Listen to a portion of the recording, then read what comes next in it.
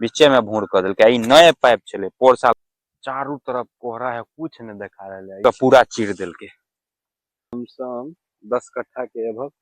यो कहते बंद करे ला ओइसे पहले लाइने कट गेले।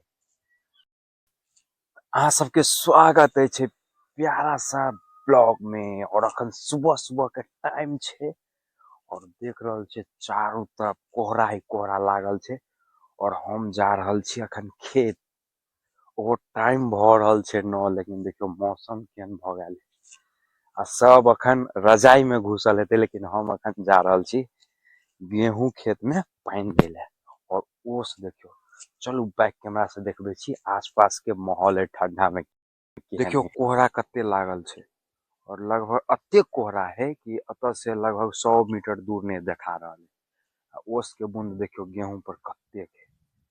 मतलब चले छी तो पूरा पैर भींग गया है तत्ते को ओस गिरल है और पूरा एकदम ठंडा है और एहि में जा रहल छे खेत में पानी देले। अब देखियो अखन हम पहुंच गए छे कमला नदी के किनार में आई में तो और एनी धोनी देखियो न कत्ते धोनी लागल है अत तो बुझाय 50 फीट अगाड़ी सही से नहीं देखा रहा है अगाड़ी की है कुछ पता नहीं चल रहा है तेहन स्थिति और पूरा ओस के बूंद टपक रहा है टप टप टप जना वर्षा भ रहा है तना भ रहा अखन पहुंच गए छे अपना खेत में कमला नदी में